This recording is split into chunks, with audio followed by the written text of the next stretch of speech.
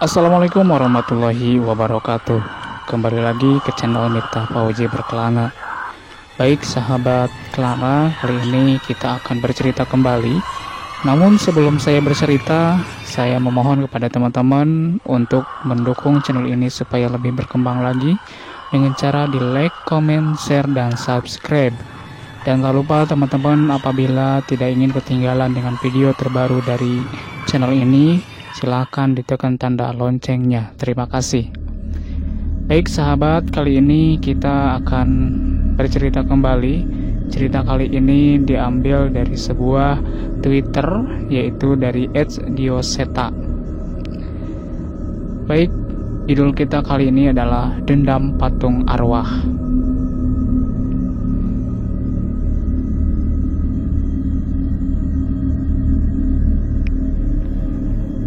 Teman-teman, cerita ini dibagi dari part 1 sampai part 3. Jadi kita akan bercerita dari part 1, maka dari itu teman-teman jangan sampai ketinggalan dari part 1 sampai part 3 nanti. Sebuah mobil pick up berparkir di perbatasan sungai. Suara gemericik air mengantarkan dua manusia mendekat ke sebuah desa yang hampir termakan oleh alam. Hanya tersisa bangunan-bangunan yang tidak utuh dan sudah dipenuhi lumut dan tanaman merapat. Bahkan untuk berjalan saja mereka harus bersaing dengan rumput liar yang sudah tumbuh tinggi di sana. "Desa ini yang muncul di mimpi kamu?" tanya Jagad memperhatikan suasana di sekitar desa mati itu. "Iya mas, gak salah lagi," balas Dirga singkat. Dirga menebus jalur yang tertutup rumput liar itu seolah sudah mengetahui jalan yang harus dia lewati. Mimpinya selama beberapa malam ini memaksanya untuk masuk ke dalam desa di hadapannya. Ada rasa cemas yang ia rasakan ketika mimpi itu terasa semakin nyata. Saat masuk semakin dalam, Dirga mendadak pucat. Terdengar suara tawa cekikikan persis di arah salah satu bangunan paling ujung di desa itu. "Hati-hati, jangan lengah." Jagad pun merasa ada sesuatu yang tidak biasa dari tempat itu. Di hadapan mereka berdua berdiri sebuah bangunan yang cukup luas. Gapura bata yang sudah lapuk menyambut mereka masuk ke dalam. Bangunan itu sudah tidak utuh, tapi setidaknya ini adalah bangunan dengan kondisi yang paling baik di desa ini. Bata merah yang membentuk dindingnya mengingatkan mereka akan bangunan zaman kerajaan zaman dulu. Jagad dan Dirga mengeluarkan senter dan bersiap masuk ke dalam bangunan itu. Belum sempat mereka melangkah, mereka tercekat dengan keberadaan bayangan anak-anak di antara mereka. "Itu patung?" tanya Jagad. "Iya mas." Mereka menemukan bangunan itu hampir dipenuhi patung anak-anak dengan pakaian zaman dulu. Beberapa dari wajahnya terlihat seolah tidak wajar. Ada yang tidak memiliki telinga, ada yang matanya lebih dari 2, hingga yang mulutnya memanjang hingga ke leher. "Kalau ini seni, jelas ini terlalu menyeramkan," ucap Dirga. Jelas Jagad setuju dengan ucapan Dirga. Namun saat mereka semakin masuk ke dalam, mereka dikagetkan kembali dengan suara cekikikan anak kecil. Jagad dan Dirga menoleh ke setiap arah di bangunan itu. Mereka mencari asal suara itu, namun tidak menemukan apapun. Bahkan mata batin mereka tidak mendeteksi sosok di balik suara itu. "Di sini!" Tiba-tiba Dirga tersentak dengan suara yang berasal dari belakangnya. Ia sedikit menunduk dan melihat sebuah patung anak-anak tanpa mata dan hidung menyeringai ke arahnya. "Wow, Dirga kaget dan melangkah ke belakang. Namun entah mengapa tiba-tiba Dirga menyenggol patung yang ia yakin sebelumnya tidak ada di belakangnya. Brak! Patung itu pun terjatuh. Itu adalah patung perempuan berambut panjang dengan kulit berbintil di wajahnya. Seketika suasana di ruangan itu pun berubah. Dirga! Jagat menghampiri Dirga. Sebelumnya patung itu nggak ada di belakangmu, Mas, ucap Dirga. Jagat pun memeriksa patung yang jatuh itu. Ia merasa ada sesuatu yang janggal di sana. Patung itu pecah dengan sesuatu yang keluar dari dalamnya. Itu tulang? Dan itu cairan apa? Dirga menyadari sesuatu yang diperiksa oleh Mas Jagat. Darah. Darah itu berwarna hitam pekat seolah sudah berumur sangat lama. Namun, bagaimana darah itu tidak membeku dan masih terus berada di dalam patung itu? Hal itu mulai membuat Jagat dan Dirga merasakan hal yang berbahaya di tempat ini.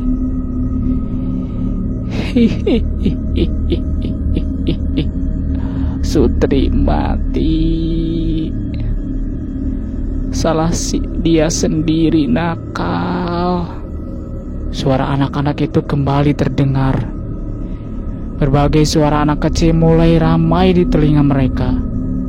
Kini mereka tahu dengan jelas asal suara itu. Siapa? Siapa kalian?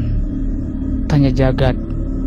Pertanyaan Jagat saat itu dibalas tawa oleh suara-suara anak kecil itu. Mas-mas tua itu galak, padahal kita cuma bercanda. Dirga tak merasakan bahaya dari suara di patung-patung itu. Ia pun mencoba mengatur perasaannya dan bertanya dengan baik-baik kepada mereka. Maaf, saya nggak sengaja nyenggol teman kalian. Sebenarnya kalian ini teh siapa? Tanya Dirga. Suara tawa itu terhenti sesaat. Yang kecil lebih baik, pantas aja wajahnya lebih ganteng. Suara anak perempuan terdengar lagi di antara mereka. Hatur nuhun, terima kasih. Tapi saya teh penasaran, kalian ini siapa? Tanya Dirga lagi. Pertanyaan Dirga hanya dibalas dengan suara kasak kusuk yang berasal dari patung-patung itu. Sampai beberapa saat, akhirnya salah satu dari mereka mau menjawab. Siapa? Siapa kami? Kami siapa? Kami juga tidak tahu. Iya, kami juga tidak tahu. Jagat dan Dirga bertatapan satu sama lain.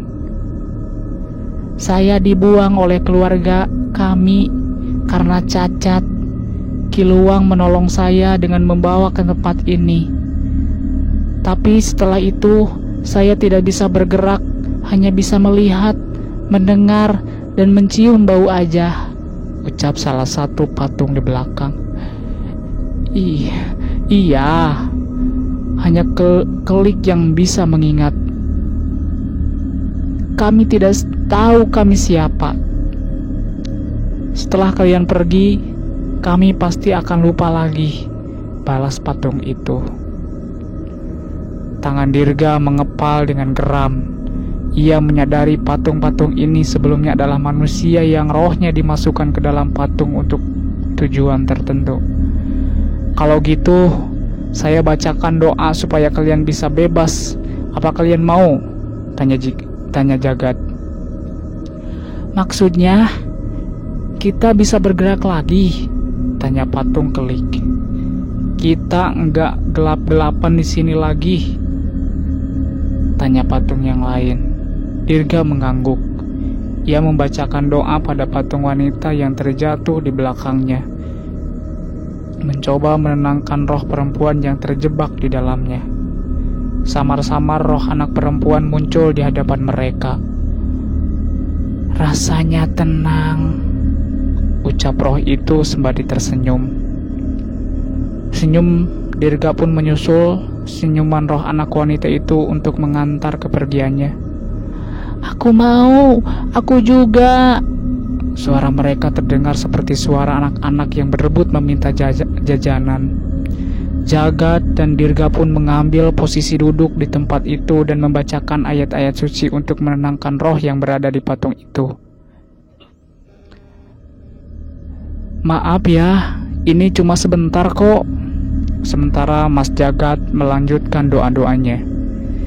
Dirga menghancurkan patung itu satu persatu dan mengeluarkan berbagai macam tulang, organ yang sudah mengering, dan darah yang berada di dalam patung.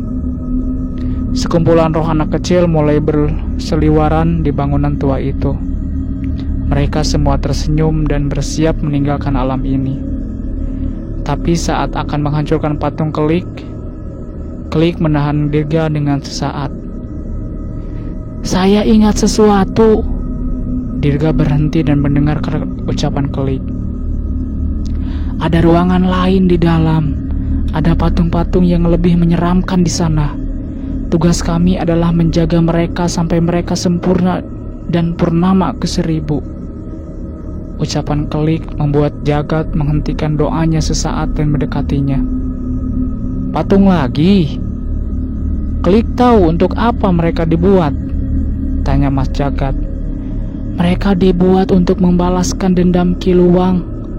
Mereka memakan jiwa manusia dan membawa semua ilmu terlarang dari zaman kerajaan," ucap patung Klik. "Balas dendam? Balas dendam pada siapa?" tanya Jagat. "Keluarga Dharma Wijaya dan keturunannya," ucap patung Klik. Itu membuat Dirga kaget. Jagat pun segera menoleh ke arah Dirga dan memastikan ia tidak terguncang. "Apalagi? Ada lagi yang kamu sampaikan?" tanya Dirga. "Ada," ucap patung Klik. "Apa itu?" Patung itu terdiam cukup lama seolah menelaah ruangan yang sudah mengurungnya selama bertahun-tahun ini. "Terima kasih." Doa dari Jagat dan Dirga mengantarkan kepergian Klik menyusul teman-temannya yang lain. "Memang bukan di sini ujung dari mimpi yang saya, Mas," ucap Dirga. "Maksudnya kamu masih ada tempat lain?" Dirga mengangguk dan mengarah ke ruangan yang lebih dalam. Ada ruangan cukup luas setelah ruangan patung itu. Cahaya matahari sudah tidak mampu menerangi sampai dalam hingga mereka berdua mengeluarkan senter untuk menerangi langkah mereka. "Kalau tahu cara jualnya barang-barang di sini, bisa laku malah nih," gurau Jagat. "Iya Mas, habis itu kita kena sial 7 turunan," balas Dirga sembari mengarahkan senternya ke benda-benda yang tergantung di dinding dan berserakan di ruangan itu. Berbagai benda aneh mereka temukan di sana, mulai dari tengkorak hewan buas, uci kuno, meja kayu tua, semua sudah tertimbun oleh debu. Mimpi Dirga menuntunnya langkahnya menuju sebuah tangga ke bawah. Ada lorong kecil yang cukup panjang menghantarkan mereka ke sebuah ruangan lagi. Kali ini perasaan mereka mengerikan semakin dirasakan oleh mereka. Mereka pun mengikuti firasat yang terus menguntun mereka ke ruangan di ujung lorong itu. Belum sempat Dirga memasukinya, tiba-tiba ia terjatuh lemas. Ada sesuatu yang menekan dirinya seolah ia ditolak oleh ruangan itu. "Dirga, kenapa?" Jagat khawatir. "Enggak Mas, enggak apa-apa, masih bisa kutahan," balasnya. Jagat memahami apa yang terjadi pada Dirga. Ia pun memutuskan untuk bertukar posisi untuk memasuki ruangan itu. Sebuah ruangan yang lembab, berantakan dan tidak terawat berada di tengah mereka. Bahkan dan peralatan membuat patung tergeletak berantakan di berbagai posisi. Saat menerangi ruangan itu, akhirnya Jagat tahu apa yang membuat Dirga tertekan. Ada tengkorak dan tulang belulang manusia di sebuah kursi kayu di tengah-tengah ruangan itu.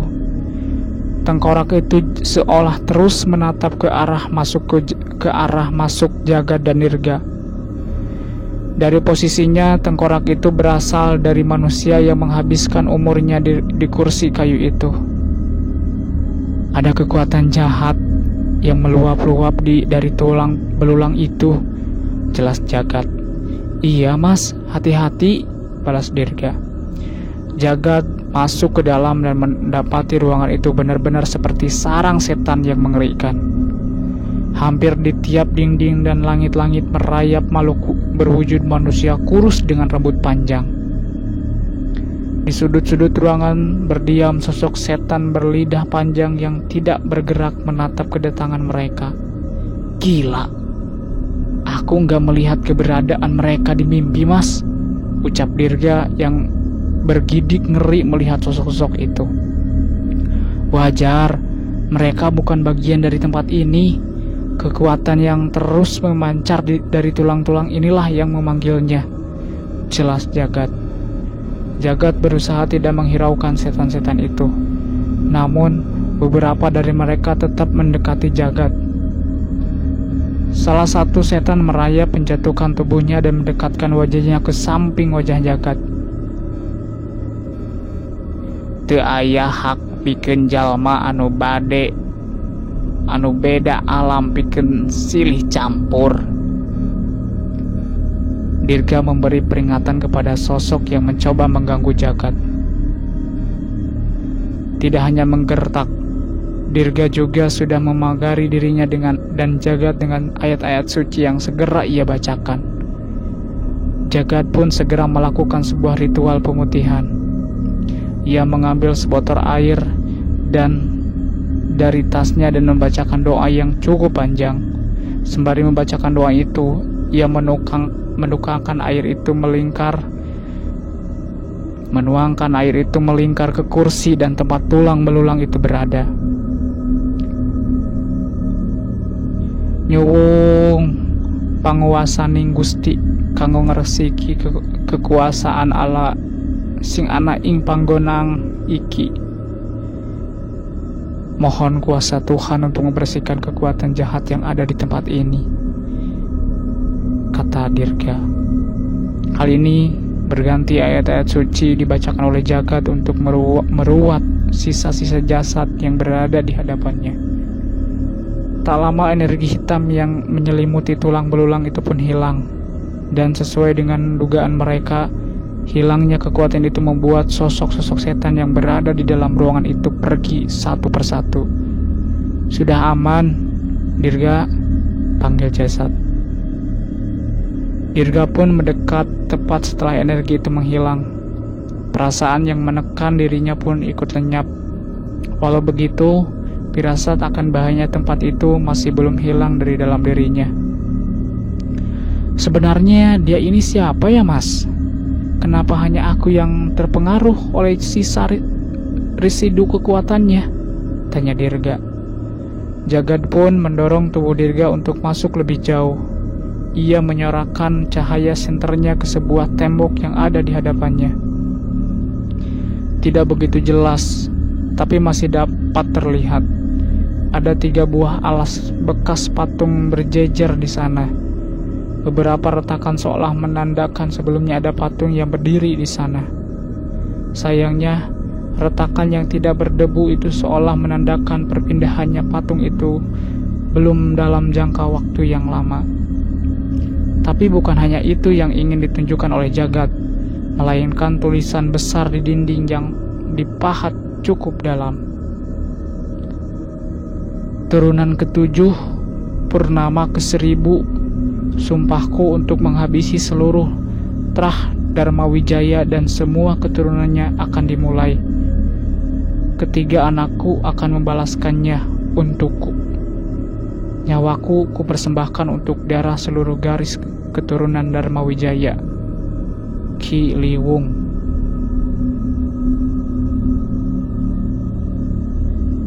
Baik teman-teman, itu adalah prolog kita. Kita belum masuk ke dalam ceritanya. Untuk teman-teman yang penasaran terhadap ceritanya, tunggu di video-video saya selanjutnya. Ini baru prolog teman-teman, belum ceritanya. Ceritanya masih panjang, belum part 1, ini baru prolog. Oke, sampai bertemu ke part 1 cerita yang sesungguhnya. Terima kasih sudah mendengarkan. Assalamualaikum warahmatullahi wabarakatuh.